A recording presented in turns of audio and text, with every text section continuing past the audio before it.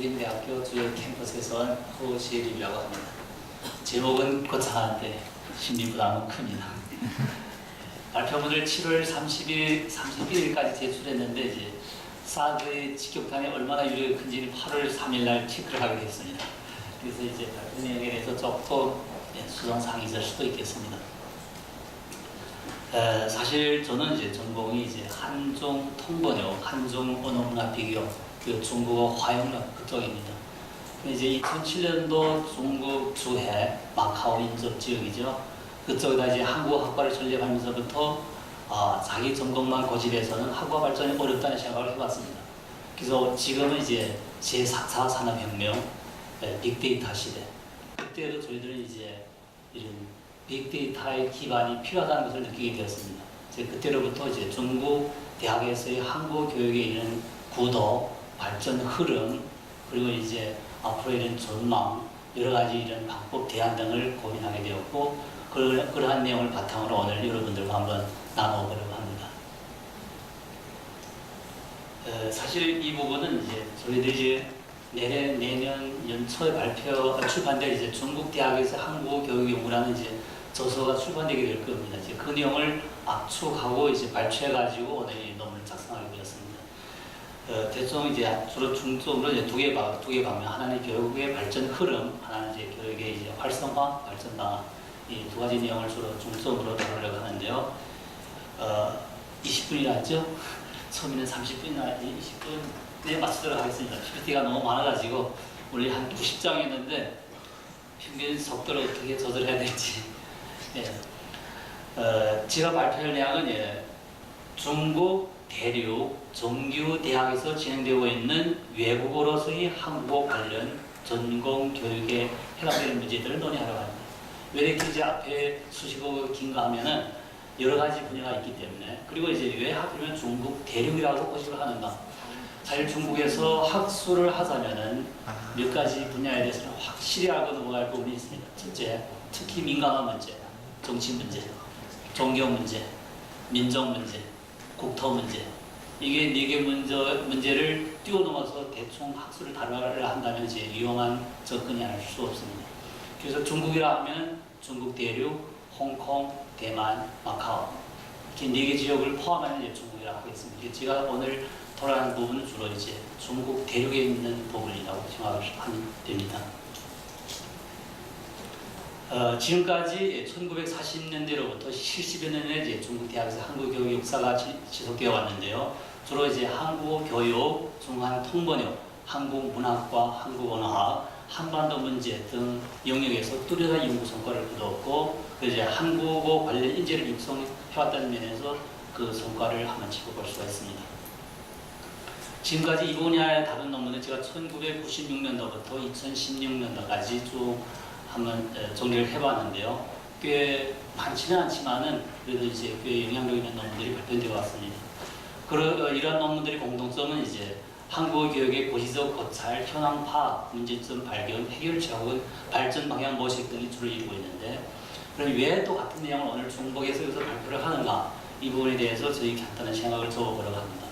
첫째, 시간적으로 볼 때 지금까지 적지 않은 연구 논문들이 중국 대학의 한국어 교육 현황에 대해서 논의를 해왔는데, 기존에 발표된 수치들로는 중국 대륙에 빠르게 변화하고 있는 한국어 교육의 현황을 적시적으로 정확히 반영하는 데는 한계가 있다는 것입니다. 제가 7월 31일을 제출했음에도 불구하고 8월 서로 이제 사드의 직교단을 확인했을 때는 그 수치가 또 한번 바뀐다는 거죠. 이 부분. 둘째로는 이제 연구 방법 면에서 지금까지는 정적인 연구에 치우쳐왔고 동적인 연구는 많이 이제 홀수되어 왔습니다. 특히 이제 학과 운영과 관련된 연구, 산학 힘력, 취업률, 졸업 후의 진로, 전공 만족도 이 부분의 연구는 많이 다루어지지 않았습니다. 셋째는 이제 그 문제 해결의 차원에서 볼 때 이제 학계에서는 이제 중국 대륙에 한국 학과를 설립한 대학이 100개 대학을 넘어설 때부터 너무 과열 성장이다, 이거는 막아야 된다, 이런 부분들이 많았었는데 저는 사실 그때 거기에 찬성하지 않았습니다. 중국에 3,000개 대학이 육박하는데 100개 대학에 한국 학과 섰을 때 이게 뭐 무슨 과열 성장이냐, 이게 시작인데 저는 그런 생각을 해왔고, 우리는 반대로 이제 학과 규모를 확장해 왔습니다. 이 부분에 대해서 어떻게 해결해야 나갈 것인가, 여기에는 시원한 해결책을 찾지 못하고 있다는 것입니다. 제가 지금 제기하는 문제점들이 이제 고시적으로 중국 대학의 한국 교육을 연구하는 데 있어서 하나의 이제 문제점들로 앞으로의 석박사 고등생들한테는 이제 하나의 문제 제기로 도움이 되지 않을까 하는 부분을 하면 본 발표와 관계없더라도 많이 제출하도록 노력을 하겠습니다. 그리고 이제 학과 운영의 차원에서 볼 때 우리는 지금까지 교수의 자질, 그런 이제 학벌, 전공, 직함 이쪽을 주로 논의해 왔습니다. 그래서 교수진이 탄탄하냐 어떠냐 하는데 사실 현지에서 한국학과를 운영하다 보면은 이것도 중요하지만 제일 중요한 것이 학과 주임 교수 혹은 석좌 교수의 학과 운영 능력, 그것이 제일 중요한데 이 부분은 거의 다루지 않고 있습니다. 이것이 아마 시스템이 한국과 중국이 다르기 때문에 아닌가, 이 부분을 다시 고민해 봅니다. 왜냐하면 중국에서 이제 학과 주임 교수라면 이제 거기에 모든 인력 자원을 통제할 수가 있습니다. 교수를 뽑느냐 안 뽑느냐, 얼마 뽑느냐, 중국 교수를 뽑느냐, 한국 교수를 뽑느냐, 그 심지어는 이제 교수의 봉급까지. 이 부분을 이제 간과해서 한국학과를 운영하기는 어렵다고 생각됩니다. 다섯째는 이제 내용적으로 볼 때 이제 그 지금까지 연구가 대부분 한국교육이라면 이제 미지적인 연구에 많이 치우쳐졌고 고지적인 연구는 아주 적었다는 것. 이 부분도 이제 우리가 지금 짚어보고 싶고, 지역적으로 볼 때 지금 중국에서 한국어가 아주 뜨겁게 달아오는 지역, 그래서 동북 지역, 북경, 천진, 상해, 절강, 강서 지역, 이 부분 많이 다뤘지만 이제 서남, 서북 지역, 화남 지역, 이 부분에 대한 연구는 연구 데이터 자체가 찾아보기가 아주 어려울 정도로 적은 부분입니다. 일곱째로 보면 이제 지금까지 그 중국에서는 사립대 혹은 반사립대, 이건 좀 애매모호한데요. 한국은 이제 국공립대, 사립대가 확실히 갈라지는데 중국은 이제 국공립대, 사립대, 그리고 반사립대가 또 있습니다. 소위 도리쉐, 이 부분은 이제 공립도 아니고 사립도 아니고, 예. 그렇지만 그 이러한 대학들이 아주 차원이 높게 발전한 대학들이 많습니다. 그럼에도 불구하고 주로 이제 중국 대학에서 한국 교육하면 이제 국공립 대학을 주로 위주로 다뤄왔다는 겁니다. 그럼 이제 사립 대학이나 반사립 대학에 대해서는 거의 우리 데이터가 없습니다. 이 부분. 여덟 번째는 이론과 실천의 결부면에서 볼 때 이런 한국 교육 실태에 관한 조사 연구를 꽤 하고 있습니다, 사람들이. 그렇지만 이런 조사를 통해서 이론적인 제시 혹은 앞으로의 발전 방향 제시 혹은 이런 체계적으로 깊이 있게 진행된 연구 논문이나 연구 글은 또 많지 않습니다. 그래서 여러분들이 그러면 중국에서 한국과를 어떻게 운영해야 되는가, 이 부분에 대해서 글을 찾아보자면은 자료가 없음을 아마 느끼게 될 것입니다. 마지막으로 이제 문제 접근 방식에서 볼 때 이제 한국분이나 중국의 학자들이나 이제 중국 대학의 한국 교육을 논할 때 교과 과정은 이렇게 해야 된다, 교재는 이렇게 써야 된다, 이렇게 단적으로 발표하는 부분이 맞는데 사실은 한국과 마찬가지로 중국도 이제 하나는 대륙이 크고 발전 상황이 불균형적이고 거기다 이제 4년제 대학과 전문대 이런 차이가 있고 연구형 대학과 이런 실용형 대학의 차이가 있고 국공립 대학과 사립대학의 차이가 있고 지역 발전의 차이가 있고 여러 가지가 있습니다. 그렇기 때문에 이러한 부분에 대해서는 차별화된 접근이 필요하다. 이 부분은 쉽게 말하지만 연구에 들어가서는 또 단일한 표준으로 연구를 한다는 거죠. 이 부분에 대해서 한번 짚어보고 싶습니다. 두 번째 부분, 한국교육의 발전 흐름, 간단하게 이 부분은 이제 준비기, 발전기, 도약기 3개 단계로 나왔는데 많은 분들이 연구를 했습니다. 그래서 저는 이제 최근에 수출해서 다시 숫자를 조정해서 나누는데 간단하게 제일 단계는 사실 북경대, 대외경제무역대, 낙양군사외국대, 연면대, 북경 제2외국대 5개 대학입니다. 원래 1945년 남북 공립 동방언어 전문대학에서 한국학과를 설립했었는데 이것이 이제 1949년도에 이제 통합이 됐습니다. 그래서 이제 수교전에는 5개 대학에서 한국학과를 설치했다고 볼 수 있습니다. 두 번째 단계는 이제 1991년부터 2000년도까지 이 사이에 이제 10년 사이에 28개 대학에서 한국어 관련 학과를 증설했어요. 그러니까 6배 정도 이게 확장이 된 거죠. 구체적으로 이제 이런 거는 뛰어 넘어가고 세 번째 단계는 이제 도약기, 전성기를 하는데 저도 이제 다른 분들이 다 전성기를 하니까 자기도 전성기다 지금 써놓지만 전성기는 아니었으면 좋겠어요. 앞으로 더 큰 전성기를 맞이했으면 하는 이런 바람이 있고요. 이 기간이 2010년도까지 저희들의 통계는 정말 우리가 직접 통계한 부분입니다. 다른 분들의 통계 수치를 인용한 것이 아니고 저희들의 컴퓨터를 통해서 장기간에 거쳐서 하나씩 통계한 건데 256개 대학에서 한국어 관련 학과를 개설 운영하고 있습니다. 그래서 한국어 관련 학과라는 것은 이제 전문대에서의 응용 한국어학과와 4년제 대학에서의 조선어학과, 중국에서는 한국어학과가 아니라 조선어학과로 되어 있습니다. 이걸 통합해서 256개. 다행히 그때 100개 대학을 넘었을 때 너무 막지 않았고 우리가 계속 확장해야 하고 이렇게 학과 수가 늘어나지 않았을까. 그래서 그렇지만 이제 그 각 발전 상황이 불균형적이라는 것을 말씀드리고 싶습니다. 도약기에서는 이제 여러 가지로 있는데 지금 말하는 이제 교과 과정에 이제 보충, 보완, 한국인 교수 초빙, 한국어 도서 자료 유입하고 한국어 교육에 필요한 교재 공동 개발 많은 일들을 했습니다. 속박사 과정 개설. 세 번째로 한국어 교육의 활성화 및 발전 방안. 이번 이제 중요한 부분을 다루는데요. 첫 번째 전문대 응용 한국어학과의 활성화. 현재 중국에서는 중국 대륙에서는 공립대와 사립대를 포함하여 147개 전문대학의 응용 한국어학과가 개설되었습니다. 여러분들이 이제 일반적인 논문에서 그 통계 수치를 보면은 몇 년까지 논문이 학과가 얼마나 개설되었다 하는데 거기가 사립대학교 혹은 반사립대학이 포함되는지 알 수가 없습니다. 확실하게 그걸 알려줘야 되는데 그 이제 우리가 숫자를 이제 통계하면서 그걸 따지고 보면 저는 그때 사립대학은 포함하지 않았습니다. 그 이상하게 느껴집니다. 왜 포함 안 시켜야 되는지. 예. 그래서 이제 이 부분도 각 지역에 따라 이제 불균형적으로 나타나는데 그래도 이제 한국과의 교류가 활발한 지역, 한국 기업이 대량 진출한 지역, 한류의 영향을 많이 받은 지역에 이제 집중되어 있습니다. 그렇지 않은 대학들은 없거나 이제 한두 대학밖에 없거나 이런 상황이고요. 근데 이제 재미있는 것은 전문대에서 응용 한국어과를 설립하였고 또 이제 어떤 4년제 대학에서도 이제 전문대하고 같이 있는 대학이 있습니다. 그래서 명칭은 4년제 대학인데 거기에 이제 응용 한국어과를 같이 조선어학과와 응용학과를 같이 설립한 대학도 있습니다. 몇 개 대학을 이제 나열해 놨는데요. 이 부분도 이제 확실하게 중국에서는 이게 명칭을 보고 판단이 안 됩니다. 이것이 전문대인지 4년제 대학인지. 이것도 저희들이 이제 홈페이지에서 하나하나 확인해가지고 정리를 해내는 부분입니다.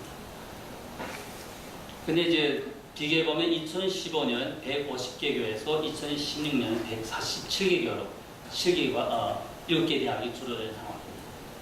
이건 여러 가지 분이 있겠지만 이제 이공계열의 학생을 이제 조정을 해서 또 늙은다든가 혹은 장기적으로 학생 모집이 어려웠다든가 혹은 뭐 합병을 했다든가 여러 가지 원인이 있을 수도 있겠습니다.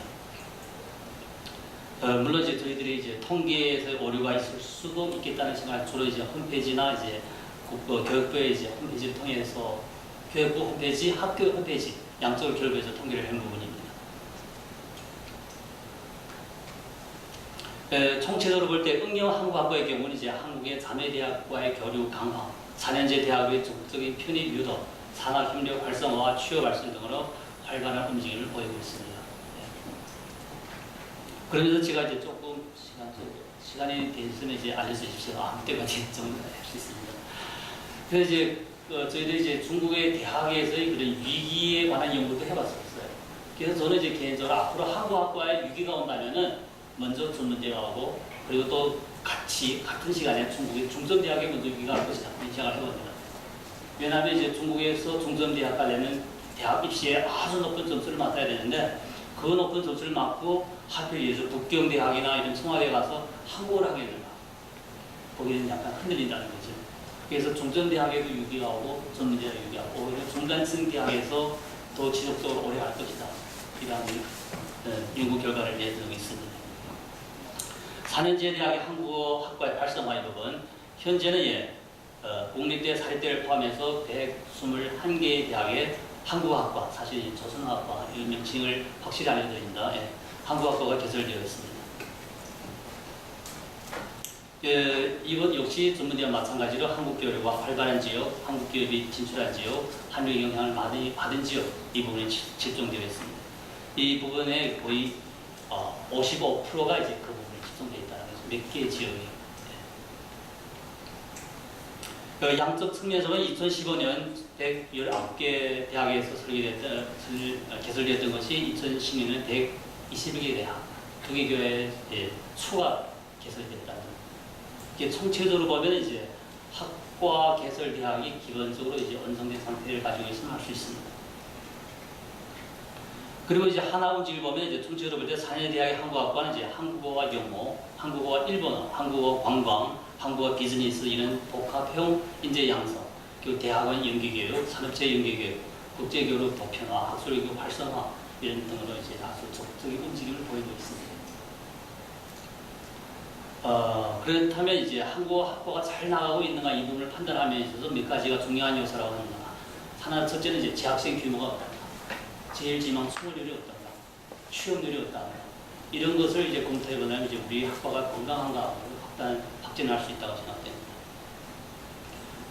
재학생 규모로 볼 때 지금까지 한국어 학과가 쭉 이제 5개 대학부터 시작해서 지금은 2010년대 180개 대학, 2016년대 256개 대학 이렇게 지금 추가로 개설된 대학들을 봐서는 이제 한국어 학과의 재학생 규모가 줄어들지는 않았으리라고 생각됩니다. 정확한 수치는 없는데요. 2009년도에 통계하면 이제 36,890명이라는 통계가 나왔습니다. 지금도 이 수치를 유지하거나 좀 더 많지 않을까 이런 생각을 해봅니다. 그리고 이제 필자가 이제 2017년 6월 기준으로 이제 쭉 나뉘었지만 12개 대학입니다. 법단대학으로부터 이제 상해외국어대학 그리고 이제 전문대 2개 대학을 포함해가지고 2013년부터 2010년도까지 재학생 상황을 조사해본 결과 이제 총체적으로 재학생 수가 증가세를 가지고 있음을 우리가 알 수 있었습니다. 물론 이제 산재 대학에서도 일부 대학은 해고됐거나 모집을 중단했거나 그런 부분도 있습니다. 그렇지만 이제 또 추가로 된 부분을 해서 아까 이제 2개 대학이 증가된 걸 숫자가 나왔습니다. 그럼 취업률은 어떠한가? 취업률 2010년 기준으로 취업률이 91.4%, 전국적으로 중국 대륙에서 45위. 2009년에는 93%로서 22위를 차지했었습니다. 그렇다면 이제 탑 50위권에 들어간다는 거죠. 근데 이제 요즘 2017년 6월 기준으로 이제 아까 그 언급한 12개 대학을 저희들이 조사한 결과에는 취업률이 거의 100%입니다. 그래서 이제 취업률 때문에 걱정하지는 않습니다. 오히려 학생 모집을 할 때 정원 모집 이쪽에서 걱정이 되지 모집만 되면 취업은 보상되는 쪽으로 가고 있습니다. 많은 대학에서 학생을 많이 모집하지 않고 10명, 20명, 30명 정도 모집하기 때문에 충분히 취업은 잘 되고 있습니다. 저희 대학 같은 경우는 이제 한 100여 명 취업 모집을 하지만 거의 100%로 취업을 되고 있습니다. 그 부분에 대해 나중에 말씀을 드리겠는데요. 아까 말씀드렸지만 재학생 규모, 충원율, 그리고 취업률, 물론 이제 제일 지망 지원율 중요하겠죠. 이 부분이 이제 건강 상태를 파악하는 데 아주 핵심적인 요소를 하는데 이러한 요소로부터 볼 때 지금까지 중국 대학의 한국 교육은 그래도 건전하게 잘 발전하고 있다고 볼 수 있습니다. 그리고 대학원 교육의 활성화, 2016년 12월 기준으로 이것도 중국의 이제 아주 권위적인 사이트인데요. 이 사이트 내용들을 바탕으로 저희들이 속박사 과정 개설한 대학을 한번 통계를 해봤습니다. 그래서 이제 북경대학으로부터 쭉 내려가면서 34개 대학, 서한외국어대학까지 34개 대학에서 석사 과정을 개설하고 있고 10개 대학에서 박사 과정을 개설하고 있습니다. 이건 이제 그 초창기에 비해서 아주 획기적인 발전을 가져왔다고 할 수 있는데 중국에 이미 256개 대학에서 한국어학과를 개설한 것에 비하면 석박사 과정이 너무 적음을 알 수 있습니다. 그리고 중국 현지에 거의 3성의 대학이 있는 것에 비해서는 또 더욱 적겠죠. 그래서 아마 많은 학생들이 한국에 와서 대학원을 갖고 있지 않을까 이렇게 생각을 해봅니다.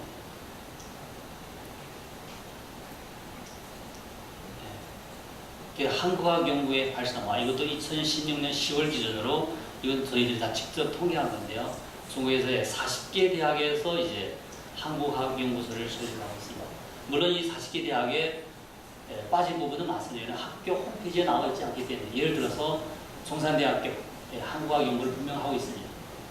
중국의 기남대학교 거기 박사과정까지도 있습니다. 그래서 홈페이지가 없고 딱 한국학 연구소라는 이런 부분이 없고 이런 걸 누락되어 되는데 사실 현실적으로는 40개보다 훨씬 많은 대학이나 기구에서 한국학 관련 연구를 하고 있을 것으로 알고 있습니다. 그 명칭으로 보면 이제 한국어, 한국문학, 한국언어문화, 중한문화, 중한경제문화, 중한통상, 언어정책, 한국학, 한국조선 그 연구 범위와 연구 영역이 모두 다양하게 잘 진행되고 있습니다. 연구 인원들을 보면 이제 전문 인력을 갖고 있는 대학도 있고, 이제 저희 대학처럼 이제 전문 인력과 학과 교수를 같이 충원하는 경우도 있고, 어떤 대학은 이제 전문 한국학과 교수분들이 연구직을 겸임하고 있는, 이렇게 구성되어 있어요. 이 부분은 이제 발표문을 이야기하고, 한국교육 발전 방안 이 부분에 대해서 너무 빨리 뛰어넘나요? 천천히 해주세요. 5시 반까지만 하시면 돼요. 토론은 제가 좀 상세히 하고 시간을 발표는 간단하게 하겠습니다. 네, 선생님 하시고. 예, 예. 그래서 교육의 발전 방안 이 부분이 이제 조금 저희들이 이제 많이 신경 써서 하는 부분인데, 저희들이 그 전에 발표한 논문에서 이제 한국의 발전 방안으로 교수진 구성이라든가 교과과정 개정 보완이라든가 교수방법 효율화, 그리고 한의적으로 체계적인 종영교재 편찬 이런 등을 한번 나열한 적이 있습니다. 이 밖에도 이제 아래 어떤 세 가지 측면에서 추가적으로 논의를 하자고 하는데요. 지역의 특성화 문제. 지금 중국에 이제 1대1로 문제로 해서 그 교내 지역에서는 지역 특성화가 이제 각광을 받고 있고, 그것이 아마 큰 힘으로 작용할 것으로 보고 있습니다. 그리고 최근 들어 이제 한국화학종합연구원 해외 한국화 시합형 사업이라고 있습니다. 거기 보면 저희 본교에 이제 김대조의 캠퍼스에 중국 하남 지역 한국화 교육연구 특성화 및 플랫폼 구축 이 사업이 선정되었고, 화종사범대학 중국 화종지역 한국화 핵심기지 구축 사업, 하북대학의 중국 서부지역 한국화 교육 연구 플랫폼 구축, 이렇게 이제 지역 특성화를 하는 이런 프로젝트들이 이제 한국 정부의 이제 인정을 받고 또 지원을 받고, 이렇게 되면 저희 대학 같은 경우에는 이제 1억 2천만 원의 이제 연구 지원을 받게 되었습니다. 그거 가지고 저희들이 충분한 연구를 진행하지 할 수 있지 않을까. 그래서 앞으로 이제 한국화학 연구는 이제 지역 특성화가 하나의 이제 출로다, 이런 생각을 해봅니다. 그리고 이제 포괄적인 우리의식이 강화할 필요가 있다. 그래서 이제 저는 한국말을 하면서 이제 우리라는 게 참 좋은 단어인데, 이제 때로는 이제 넓게는 이제 적극적인 단체로 이해되고, 어때는 우리만의 공간, 이 아주 사적인 공간, 예를 들어서 우리 와이프, 우리 집, 우리 애. 그래서 이게 우리를 이제 어떻게 이해하는가에 따라 이제 그래서 저는 포괄적인 우리의식, 우리라는 작은 울타리를 벗어나서 포괄적으로 접근하는 이런 마인드가 필요하다, 이런 생각을 해봅니다. 이러하려면 이제 고시적인 안목이 필요합니다. 사실 이제 여기 물론 중국 분들도 계실 거고 중국에 대해서 잘 하시는 분도 계시겠지만, 고시적인 안목을 필요한데, 맞습니다. 어떻게 하면 고시적 안목이 갖추어집니까? 이렇게 할 수 있는데, 사실 우리 한국이나 중국도 마찬가지지만, 한 대학에서 평교수로 근무하면서 어느 한 분야에 고시적인 안목이 갖추어지기는 쉽지는 않습니다. 그건 그 나라의 교육의 이런 정책, 흐름, 구도, 이 부분을 많이 알아야 되는데, 그렇지만 이제 한국의 대학일 경우에는 이제 몇 개의 부분이 있습니다. 그 부분에 참여한 분들이라면 이제 대학의 큰 틀 안에서의 흐름을 알 수가 있습니다. 예를 들어서 한개 대학이라면 이제 공산당과 관련되는 당위원회가 있습니다. 모든 중요한 결칙을 그쪽에서 할 것입니다. 두 번째는 이제 학교 운영위원회가 있습니다.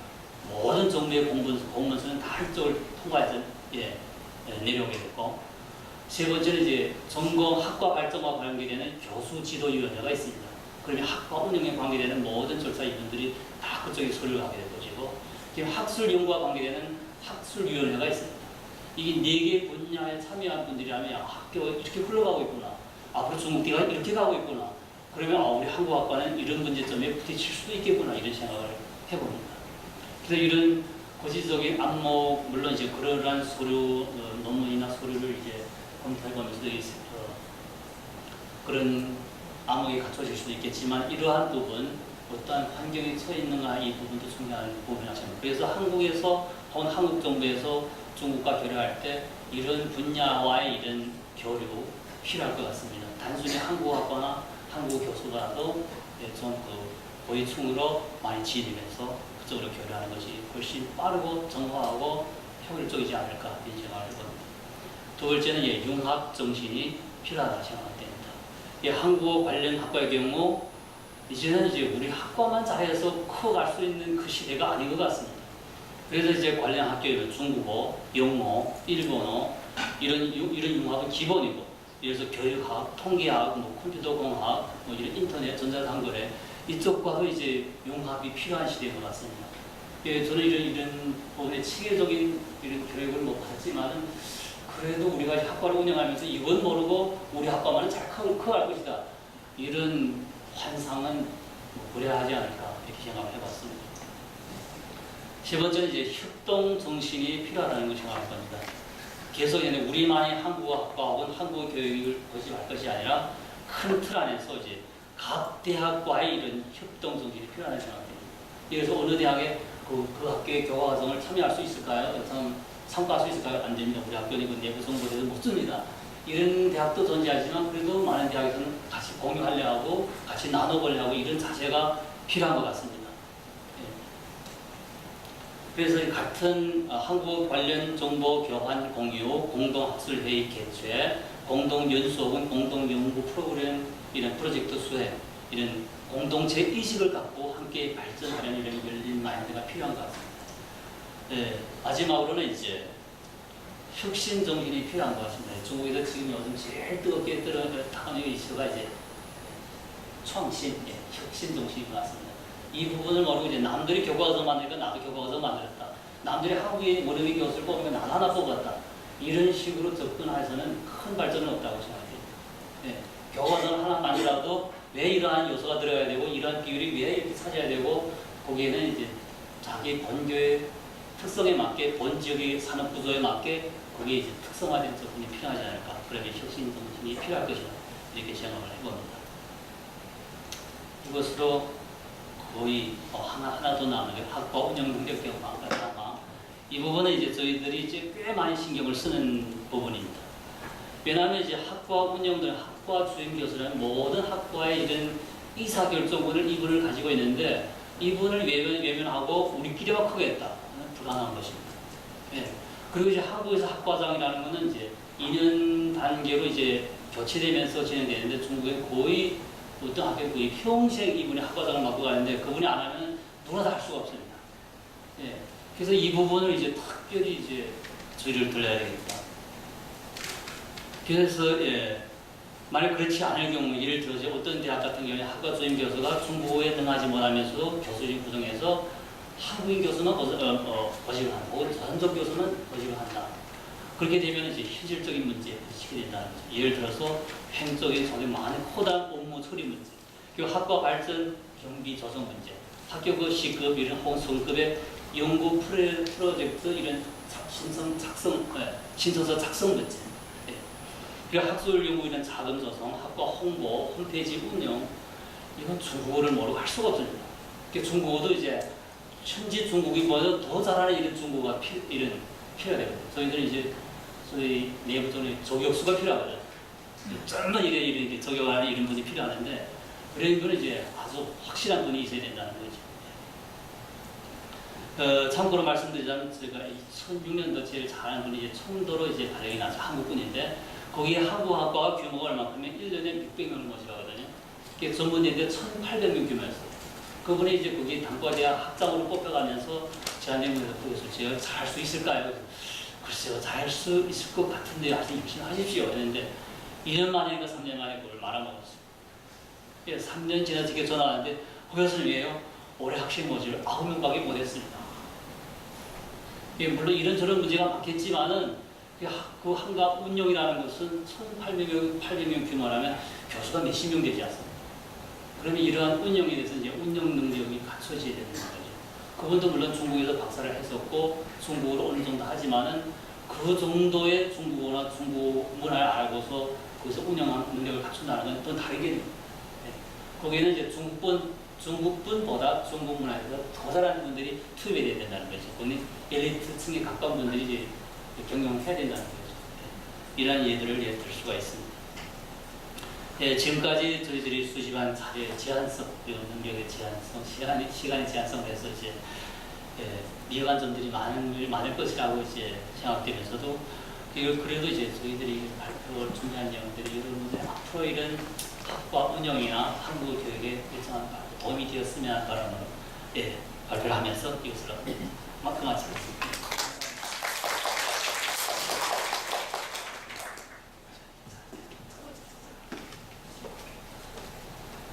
제가 시간 계산 잘못해서 발표하시는 분께 큰 마음의 부담을 드려서 대단히 죄송하게 생각합니다. 네.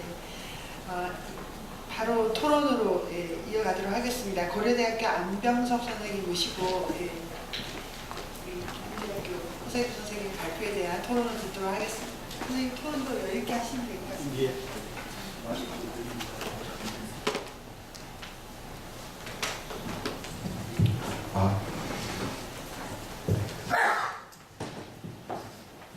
선생님 발표 잘 들었습니다. 아침 학회가 시작하기 전에 오셔서 교정에서 기념사진을 찍고 계셨는데 마침 제가 그 옆에 있어서 사진을 찍어줬습니다. 이것도 인연이 아닐까 이렇게 생각합니다. 선생님 논문을 읽고 참 반가웠습니다. 왜냐하면 중국에서의 한국 교육 현황 전반을 자세히 접할 기회가 없거든요. 그 다음에 그것뿐만 아니라 미래에 대한 고민까지 담고 있는 연구가 그렇게 좀 흔하지 않았습니다. 그래서 선생님의 발표를 아주 기쁜 마음으로 읽었고요.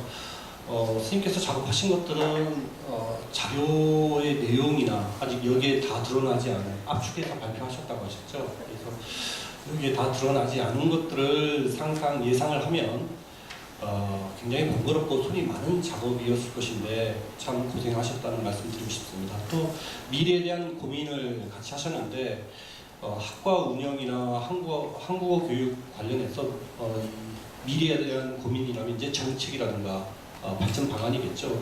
이것들도 한국어 교육에 대한 애정, 학과에 대한 애정이 없으면 이것도 하기 어려운 작업일 텐데 많은 고생하셨습니다. 그래서 선생님 논문을 읽고서 더 많은 궁금증들이 생겼어요. 그래서 그 궁금증들 중에서 몇 가지만 요약해서 질문을 드리겠습니다. 주로 이제 학과 운영과 그다음에 한국어 교육 쪽 얘기인데요. 특성화에 대해서는 중국이나 한국에 있는 대학들이 공통된 것 같습니다. 고민들의 내용들이. 그래서 지역 특성화에 대한 여러 가지 사례들을 보여주셨는데 일반적인 한국어 학과의 커리큘럼과 그 다음에 특성화된 한국어 학과의 커리큘럼이 어떻게 다른지 그 내용을 좀 알고 싶고요. 그 다음에 여기는 이제 한국 정부로부터 지원을 받은 5개인가 6개 대학의 어떤 한국학 연구 특성화 방향의 내용이 나와 있는데 그것 말고 한국 정부의 지원을 받지 않는 다른 일반 한국어 학과들의 어떤 특성화 방향이라든가 또는 학과 발전과 관련된 자구책들은 서로 어떻게 준비하고 있는지 이것도 알고 싶습니다. 그 다음에 세 번째는 이제 취업률 문제인데 중국 대학에서의 한국어 학과들이 취업률은 걱정 안 된다 그 말을 듣는 순간 안심이 됐습니다. 그런데 정원 충원률을 오히려 걱정을 하셨는데요. 사드 이전에 이미 중국 내에 한국에 대한 부정적인 이미지가 좀 많이 확산이 된 것 같아요. 그것이 입학 정원을 채우는데 많은 영향을 미치지 않았을까, 사드 이전에. 그래서 우연찮게 알게 된 소식으로는 베이징에 있는 1954년에 개설된 대외경제무역대학 올해 한 명도 없었다는 얘기를 들었습니다. 그래서 중국 내의 한국어 학과들이 사회적인 분위기에 민감하구나 이런 걸 느꼈는데 그것이 어느 정도의 사회적 분위기가 학생들 충원률에 어느 정도 영향을 미치는지도 살짝 말씀해 주시면 고맙겠습니다. 그 다음에 이제 스님께서 이제 발전 방안 가운데 포괄적인 우리 의식을 말씀하셨는데요. 이것이 이제 좀 큰 차원에서, 그러니까 범주적인 차원에서의 학문 공동체 의식이 필요하다 이렇게 저는 이해를 했습니다. 그렇다면 학과 간의 정보 공유라든가, 그 다음에 교육 내용의 공동 개발이라든가 또는 학술 관련 사업의 공동 수행 등 어떤 구체적인 협력 수행이 있어야 되는데 그것이 중국 현실에서 가능한지 또는 지금 그런 움직임이 있다면 그런 움직임이 무엇인지도 알고 싶습니다. 그리고 마지막으로 한국에 있는 한국 교육 전공자들에게 하고 싶은 말씀 있으면 말씀해 주십시오. 네, 상세한 질문 감사드립니다. 일단 저희 발표문을 상세히 읽어봤으리라고 생각을 하고요. 예, 그 바탕으로 앞서 이제 예리한 질문을 하셨는데요. 첫 번째 특성화된 커리큘럼 교과서 정책이죠. 예, 일반적으로 중국의 대학에서의 커리큘럼이라 하면은 이제 공동 교양 과목, 전공 기초 과목, 전공 과목, 그리고 전공 실천 이 4개 부분으로 구성되었습니다. 그래서 이 4개 부분 구성 요소들도 아주 세부 요소로 나누는데 세부 요소들이 그런 비율, 그런 실현 방식, 실천 방식 이런 것들이 이제 특성화를 이루는 부분이라고 생각합니다. 사실 어느 대학의 한국 학과든 예, 특성화된 교과 과정을 운영하는가 하면은 우리는 아니요 하는 학교는 없었거든요. 다 자기 나름대로의 특성화를 하고 있다고 아마 주장을 할 거라고 생각됩니다. 그럼에도 불구하고 각 대학마다 분명 커리큘럼 차이가 있습니다. 예를 들어서 이제 학점을 볼 때, 예를 들어서 이제 산동 이공대학 182학점 이수해야 졸업이 됩니다. 예를 들어서 감옥사 대학 180학점, 저희 대학 같은 170학점, 상해 상학원 160학점 이렇게 학점이 다 다른데 적은 대학들을 보면 예를 들어서 산동대학 145학점, 예, 그리고 광동 백운학원 142학점, 화성사범대 138학점. 그러면 이제 182학점에서 138학점이면 40몇 학점이 차이가 있다는 거죠. 물론 이 학점이 많고 적음으로써 이제 커리큘럼이 잘 됐다 못됐다 판단하기 어렵지만은 만 학점이 너무 적으면은 전공 과목 수 이수 시간이 얼마 되지 않습니다. 이 부분은 이제 특성화에서 그분 나중에 전부도 특성화지만은 인재 배양의 이런 질과는 직접적인 관계가 있다고 생각을 해봅니다. 왜냐하면 이제 우리 한국어는 다 근어들의 이런 영부터 시작하기 때문에 시간이 보장 안 되면 능력이 보장 안 됩니다. 이 부분. 그리고 이제 하나 더 프로그램도 교과과정 보면 일부 대학들은 이제 교과과정 보면은 이제 3학년 자체가 없습니다. 중국권에 1학년 전공 기초를 비하고 3학년은 모두 한국에서 이수를 하게 되어 있습니다. 이것도 이제 자기 특성화의 일부분이고 저희 대학 같은 경우에는 70%가 한국에서 이수하고 예를 들어 30%는 현지에서 계속하고 그래서 생활이 어렵거나 혹은 본토에서 고집을 하는 분들도 있고 그래서 이제 저희들 여유를 두고 하는데 이것도 당연히 다르고 또 하나는 이제 저희 대학 같은 경우는 이제 2+1+1 이런 프로그램을 실행하고 있습니다. 2년은 전공 기초, 1년은 전공, 1년은 전공 실습. 그래서 3년으로 수업이 끝나고 마지막 1년은 산업체에서 일을 하면서 예, 그쪽에 글을 배우게 됩니다. 이것도 이제 하나의 이제 특성화의 교과과정 일부분이 아닐까. 그리고 이제 일부 대학교, 특히 명문대학 경우는 이제 전공 이론 혹은 문학 관련 교육대 혹은 문학 혹은 문화 이 부분에 대해서 이제 비중 많이 싣고 있고 그렇지 않은 대학들은 또 지금 이제 많은 대학들에서 이제 실용형 교과목에 비중을 싣고 있습니다. 일단 언어가 1순위다. 말을 잘할 수 있는 한국학과 졸업생을 배출하자. 아무리 이제 문화를 잘한다 할지라도 말을 못한다. 그러면 한국학과생이라고 자부심을 갖고 말할 수 있겠는가? 이분들이 이제 응용 한국학과들의 이제 특성화에서 이 차원점이 아닐까. 그래서 이제 아까 말씀드렸지만 여러 가지 대학 유형의 차이, 그런 지역 환경의 차이를 해서 이런 차별화된 이런 전공 교과과정 설정이 필요할 것 같습니다. 이것이 첫 번째 말씀드릴 부분이고 두 번째는 한국의 지원을 받지 않은 대학들에서는 어떻게 자구책을 구해서 발전을 시도하고 있는가 이 부분인데요.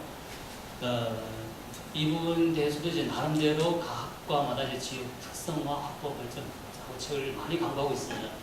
예를 들어서 이제 주변 명문대학 한국학과의 유명한 재직교수 혹은 정년 퇴임 교수를 좀 채용하고 혹은 채용해서 겸임교수, 법문교수 지원을 석좌 교수로 초빙해서 채용을 사용 부분도 있습니다.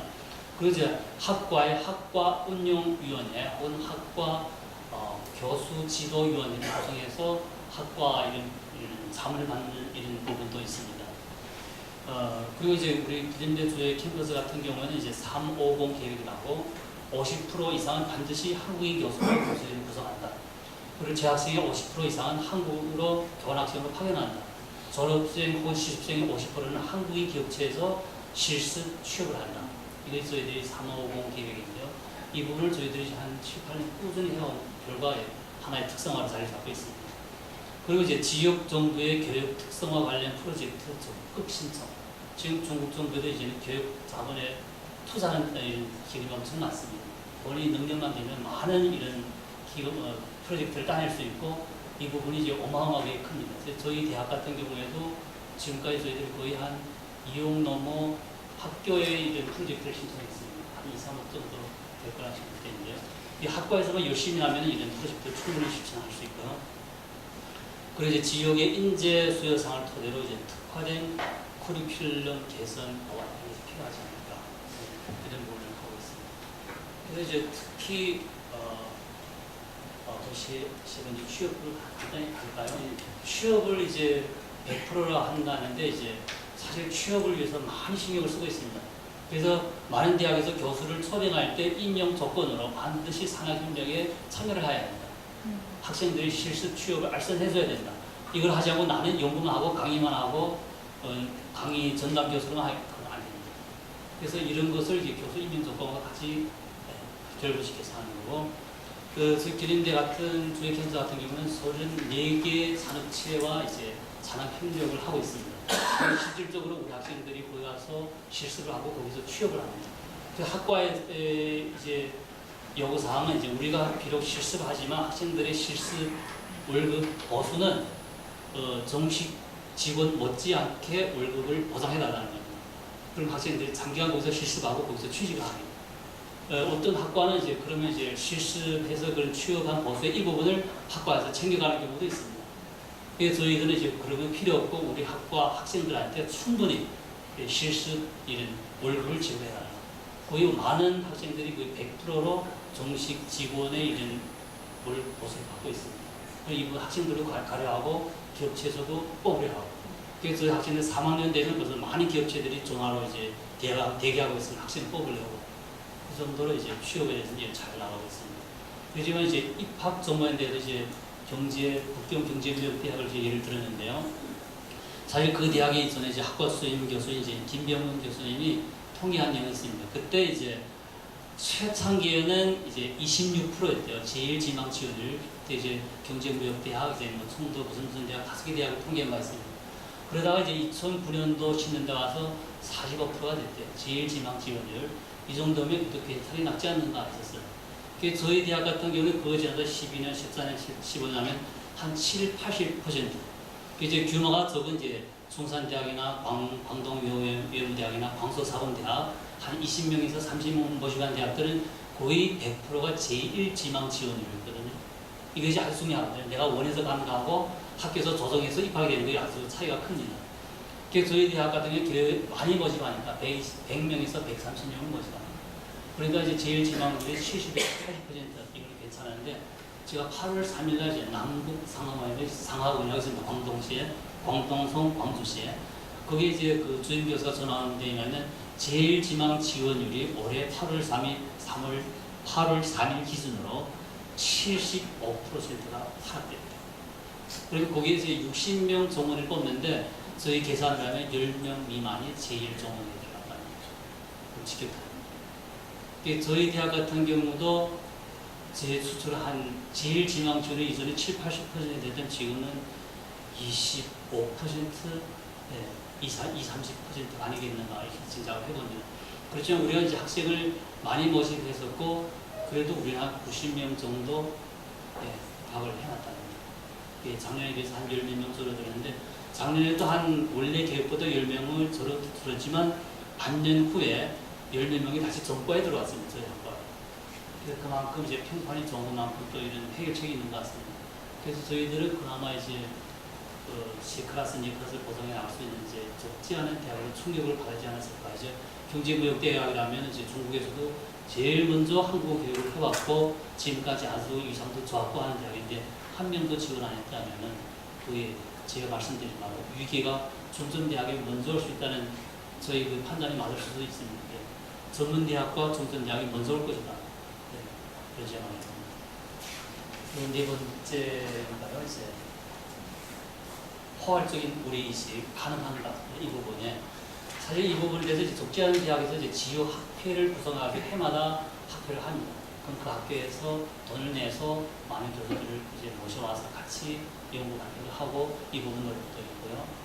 그리고 이제 저희 같은 경우는 이제 해마다 부착을 해야 하면서 이제 교과 과정을 공유하고 있습니다. 그래서 저희들 중에 한 30여 개 대학의 교과 과정 이걸 다 우리가 가지고 있습니다. 그 수시로 교환하고 거기에는 예를 들어서 한중 통번이 어느 학기에 몇 점으로 몇 시간 강의를 진행하는가 이런 거 아주 세부적인 것은 아주 마음을 뚝딱 치고 비교 분석을 해야 된다는 거죠. 이 부분에는 충분히 공유를 하고 있습니다. 그리고 이제 저희들이 하고 있는 이런 시아경 사업도 혼자 하는 것이 아니라 주변에 각 대학의 연구 인력, 교수님들과 같이 하고 저는 우리 연구 경비까지 같이 나눴습니다. 네, 이 부분 같이 하고 있고요. 그래서 이 부분 밖에도 이제 많이 또 저희도 이제 무크도 하고 있는데 이제 한중 통번역, 한중 언어 문화는 한국 듣기 회화, 강도 이런 것도 무크를 제작해가지고 타 대학과 다 공유하기로 되어 있습니다. 지금 이제 2개 정도 있는 제작이 완료 상태고요. 이 부분에서 간단히 이렇게 말씀드리고 마지막에 이제 한국 정부나 한국에서 이제 한국어를 연구하는 분들에게 말씀드리자면은 한국에서도 이제 중국을 이제 알대로 많이 알고 있습니다. 예, 985 공정대학, 211 공정대학, 소위 중국의 명문대학 이렇게 하는데 계속 제가 거듭하지만은 위기에는 중점대학이 먼저 올 수가 있습니다. 그래서 한국 정부나 이제 투자를 해서 연구 비용을 이제 지원할 때 너무 중점대학에만 지원을 거쳐갈 것은 아니라고 생각합니다. 네. 그래서 오히려 한국 경제를 보면 중산층을 살려야 한다. 한국 기업도 마찬가지로 중간층을 살려야지 않을까. 이 부분을 한번 확실하게 말씀을 드리고 싶습니다. 그리고 이제 우리는 한국 교육을 하니까 이제 기껏해서 무슨 연구소를 설립 같이 할까 2+2 혹은 3+1 대학원 연계교육 이걸 생각했었는데 이런 조인트 캠퍼스 공동 이런 학위제 예를 들어서 중국에서 학위과 과정을 4년 공부하고 예를 들어서 서강대학의 학위를 발급한다. 예, 사실 우리는 미국과 영국, 캐나다, 호주 많은 대학과 중국 지역에서 이미 2,600개 전공을 하고 있습니다. 2,600개 전공을 이렇게 현지에서 공부하고 발급하고 있습니다. 한국은 요즘인데 2017년 상반년 기준으로 한국의 4개 대학에서 이걸 신청을 했습니다. 작년 하반년에는 5개 대학에서 신청을 했습니다.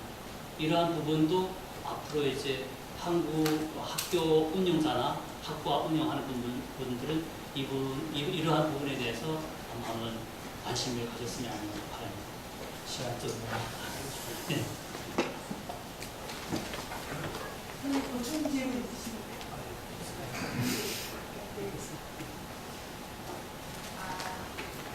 발표도 굉장히 좋지만 토론에서 굉장히 내밀하고 아주 통찰력 있는 그런 답변들을 깊숙이 들을 수 있어서 아주 귀한 시간이었던 것 같습니다. 좋은 발표해 주시고 좋은 토론해 주신 두 선생님께 박수로